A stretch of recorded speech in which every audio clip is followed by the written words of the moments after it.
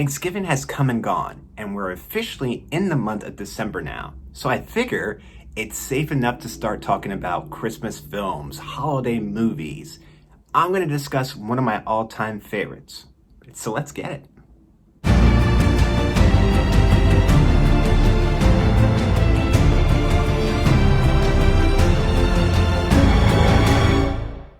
Hi, I'm Lenny, and in this video I'm going to be discussing the holiday classic Home Alone, which was released in 1990.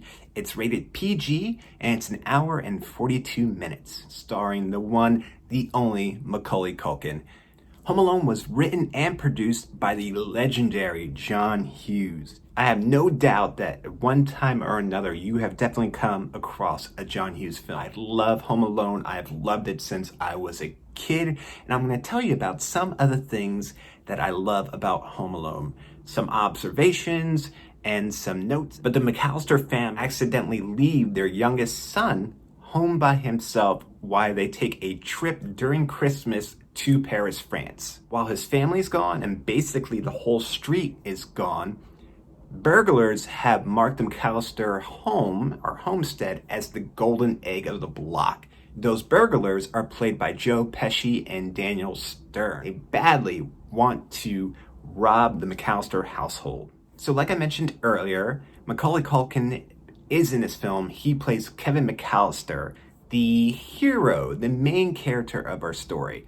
Is Kevin McCallister completely innocent and a good kid? No. He's actually kind of a brat and very spoiled. And one of the first introductions we get to Kevin is when he's in his parents' bedroom. His mom is on the phone. His mom asks Kevin to leave the room, and Kevin's response is, "Hang up the phone and make me, why don't you?" I can honestly tell you right now, 100% factual, if I would have said that to my mother at Kevin's age, my mom would have smacked the shit out of my mouth. I would have been knocked into next week and not known what hit me. Another fun note of something that I love about this movie, everyone keeps smacking their car into the jockey statue out front. Everyone's knocking it down, pick it back up, put it in place, and then somebody else just knocks it back down.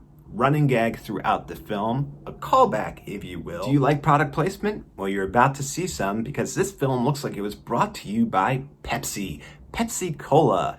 Hoping that you drink a lot of it before you go to bed and piss yourself. I love Fuller's face in this scene, one where he sees the fight happening and he's like, wow! And he goes to sprint to get closer, and then he gets pinned in between the chair and the wall, and his face is all like, brr.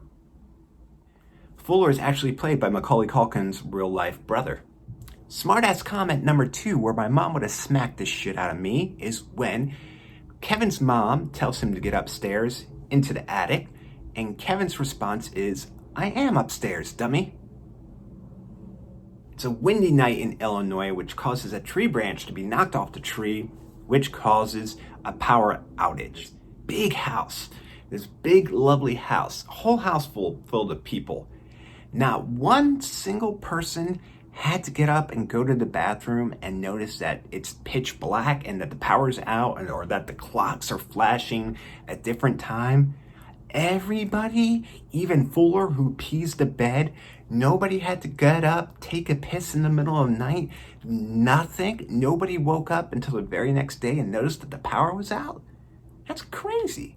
So one of the next door neighbors to the McCallisters is the Murphys. I love when the Murphys' son comes over and he's just grilling like the airport drivers and they're getting super annoyed with him. He's almost like a detective. He's got all these questions. He's like just running through these questions. Do you know the McCallisters are going to France? Do you know if it's cold there? Do these vans get good gas? And the guy's like, I don't know, kid, hit the road. So then he goes and he starts bothering the driver and he's throwing out more questions, which I love. He's just, regardless, he's just determined to ask these questions. How fast does this thing go? Does it have automatic transmission? Is it 4-wheel drive? And then with no shame, he's going through the McCallister's bags. He's bringing out, like, going through a bag, unzipping it, pulling out like a yo-yo, whatnot, which is the reason why when they're taking the tally count of who is there and present, they think that Kevin's there because the Murphy boy has a hat on. He's about the same size as Kevin has his back turned to them. He's inside the van going through their personal bags, and they count him as one of the travelers. His goodbye consists of, "Have a good trip. Bring me back something French." Gotta talk about Uncle Frank. He's just a cheapskate. You can tell that he mooches off other members of his family. And when the family is flying first class to France, he's sitting with his wife. Uncle Frank discovers that the salt and pepper shakers are made out of real crystal. He's astonished by this fact, and he makes his wife steal them and put them in his purse. And he's like, "Put them in your purse, put it in your purse, put it in your purse." Uncle Frank, class act. Good old Uncle Frank comes back with another great comment. Once the McCallister family has realized that they left young Kevin, Uncle Frank offers this tidbit of information. First of all, he's like, "It's horrible. Horrible." Then, to make people feel better, he offers this. "If it makes you feel any better, I forgot my reading glasses." During Kevin's first run-in with the Wet Bandits, Marv and Harry, when they're leaving the Murphy home in the van, Harry and Marv are talking. They don't necessarily see young Kevin. Kevin is distraught because he's a criminal, because he just stole a toothbrush, which he never did get his answer if it was approved by the American Dental Association. Harry and Marv almost run over young Kevin. Marv offers this wise and insightful piece of information. "Sandy don't visit the funeral homes, little buddy." Which, for all we know, could be true. We have gotten to the part of the movie now where the Wet Bandits are determined to get into the McCallister household. Knowing that young Kevin is by himself, they are ready to get inside. Marv sticks his head into the dog door. Kevin is there waiting for him point blank with a BB gun as he says, "Hello," and shoots Marv right in the head with a BB. Were you hoping for more product placement? Well, if you were, I got another one for you. This film is also brought to you by the makers of Micro Machines. Micro Machines, step on them and break your ass. So by this point of the film, we know that the old man living on the street is not a murderer. He doesn't dice people up and put them in his salt bucket. He's a good guy who just misses his granddaughter and his family, who lives by himself. He's a very good guy. What I don't understand is there's numerous times within this film that he knows that Kevin is home by himself and yet does nothing about it. Even when he saves Kevin from the Wet Bandits, he says, "Let's get you home," which he does by himself.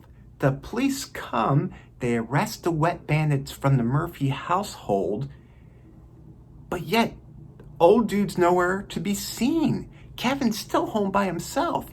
Don't you think he would have stayed with Kevin until the parents got home, or made some phone calls and helped track them down? Or don't you think that he would have had Kevin stay over at his place? And I know it's a film, and I know we're supposed to suspend belief. I understand that. At the same time, this kid is by himself. He was almost killed by these burglars, and you're gonna take him home by himself, which is the scene of the crime. What if there's other people in this group that are going to come back for him later? The great legendary John Candy is in this film. Very small part, but he makes great use of it. Mrs. McCallister is driving in the van with Gus, who's played by John Candy, and she asks him if he's ever done anything similar as to leaving his kid at home by themselves as they went on vacation. And here John Candy kicks up this amazing story, this improv story. Gus talks about how him and his wife left their son at a funeral parlor all day, and they didn't realize that they left him until later on that night when they go back and pick him up. One of many heartwarming and heartbreaking moments within this Christmas classic is when Kevin's family comes back. He's looking out the window and he sees that his neighbor has been reunited with his family. You see that father and son are talking again, and you see that they actually hug, and then he gets to hug and hold his granddaughter While doing so, he looks and he sees Kevin looking out the window. It's like a wave salute because they have both gone through something together. They have both helped each other. That moment always gets me choked up, especially with John Williams' amazing score.